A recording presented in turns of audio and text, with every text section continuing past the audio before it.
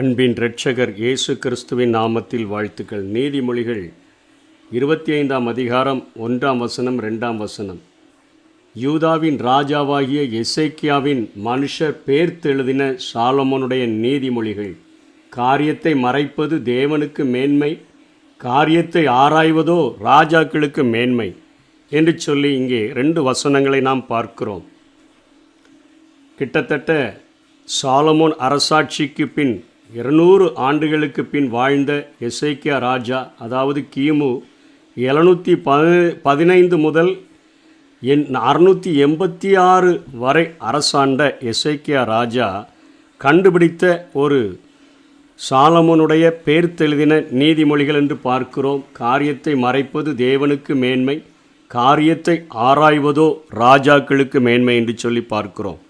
எசேக்கியாவினுடைய தகப்பனான Ahaz அரசாட்சி செய்த பொழுது அவன் செய்கிற அத்தனை காரியங்களும் 2 நாளாகமம் 28ஆம் அதிகாரம் 19 25 வரையிலும் எழுதப்பட்டிருக்கிறதை நாம் பார்க்கிறோம். அவனுடைய நாட்களிலே அவன் பலிபிடங்கள், பச்சையான மரங்கள் இவைகளின் கீழெல்லாம் பலிபிடங்களை உண்டாக்கி அவன் பலி செலுத்தி வந்தபடியினாலே அந்நிய தெய்வங்களையெல்லாம் வழிபட்டால் நமக்கு மீட்பு கிடைக்கும் என்று சொன்னபடியினாலே அவனுடைய ஆட்சி நாட்களிலே சீரியர்களுடைய கைகளிலே, அசிரியருடைய கைகளிலே, இஸ்ரவேல் ஜனங்கள் மத்தியிலும் கூட இவர்கள் ஒடுக்கப்பட்டு அத்தனையாய் நெருக்கப்பட்டதை நாம் 2 நாளாகமும் 28ஆம் அதிகாரத்திலே பார்க்கிறோம்.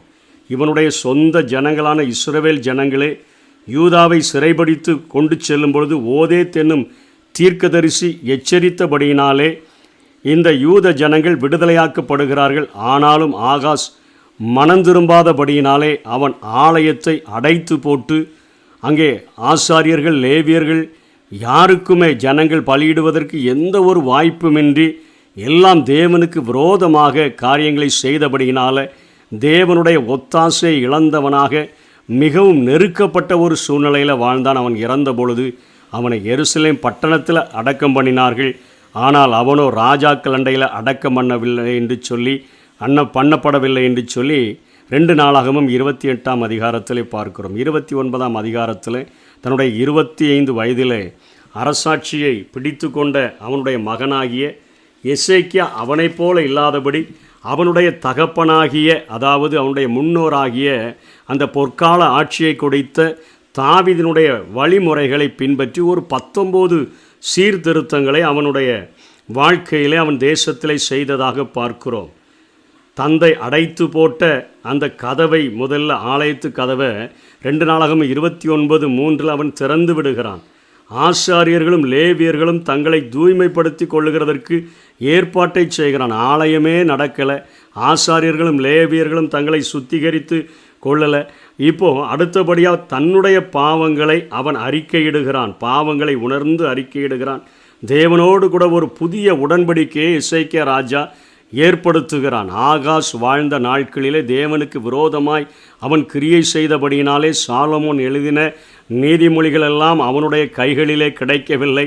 காரியங்களை மறைப்பது தேவனுக்கு அது மேன்மை என்று பார்க்கிறோம். இன்றைக்கு மேலோட்டமாக வேதத்தை படித்துவிட்டு ஏதோ ஒரு ஆசீர்வாதம் கிடைக்குமோ என்று சொல்லி நினைத்தால் படித்தால் தேவனுடைய ஆழங்களை நாம் ஆராய்ந்து கொள்ள முடியாது. ஆனால் நாம் தியானிக்கும் பொழுது அதனுடைய ஆழங்களை தெளிவாக நாம் அறிந்து கொள்ள முடியும். இங்கே தன்னுடைய வாழ்க்கையை அர்ப்பணித்தவனாக, ஆசாரியர்கள் லேவியர்கள் தங்களை தூய்மைப்படுத்தும்படியாக ஏற்பாடு செய்தவனாக, தேவனோடு கூட புதிய உடன்படிக்கையை ஏற்படுத்தி கொண்ட எசேக்கியாவினுடைய கைகள்தான் அந்த 200 ஆண்டுகளுக்கு முன்பாக எழுதப்பட்ட அந்த சாலமோனுடைய நீதிமொழிகள் அவனுடைய கைகளிலே கிடைக்கிறது. திரும்ப தொடர்ந்து அவன் செய்கிறார். லேவியர் ஆசாரியர்களை ஆராதனையை ஒழுங்காய் நடத்தும்படி செய்கிறான். தேவாலயத்துக்கு குழுவை அவன் ஏற்படுத்துகிறான். எதெல்லாம் தாவீது செய்தான் அத்தனை காரியங்களையும் செய்கிறான். சபையார பலியிடுகிறதற்கு ஆயத்தம் செய்கிறான். அனைத்து கோத்திரத்தாருக்கும் அந்த ஆராதனைக்கு ஒரு அழைப்பு கொடுக்கிறான். பண்டிகையை ஒழுங்குபடுத்துகிறான். பலிகளை ஒழுங்குபடுத்துகிறான்.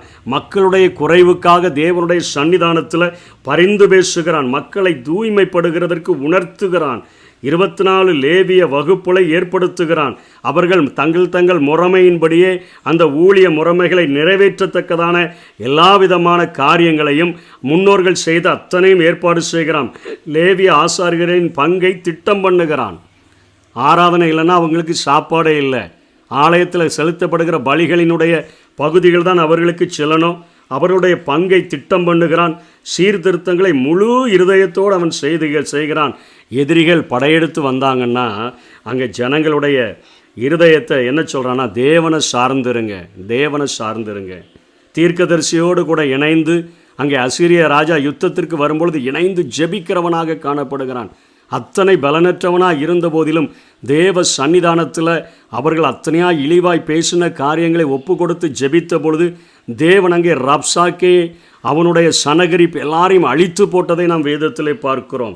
தவறு செய்து தண்டனை வந்த பொழுது தன்னை தாழ்த்துகிறவனாக காணப்படுகிறான். மிக சிறந்த பொதுப்பணியான அதாவது தண்ணீர் கால்வாய் திட்டத்தை அவன்தான் ஏற்படுத்தினான் என்று சொல்லி அந்த 32 அதிகாரங்களுக்குள்ளாக 29 32 வரையிலும் 2 நாளாகமத்தில் அவன் செய்த சீர்திருத்தங்கள் எழுதப்பட்டிருக்கிறத பார்க்கிறோம். அவனுடைய காலத்தில் ஒரு உண்மையான ஒரு அர்ப்பணிப்பும் உண்மையான ஆண்டவரை தேடுகிற ஒரு தேடுதலும் உண்மையான ஒரு உறவும் ஆண்டவரோடு கூட இருந்தபடியினால அவனுடைய கைகளில் ஆண்டவர் சாலமோன் எழுதின நீதிமொழிகளை கிடைக்கும்படியாக செய்கிறார்.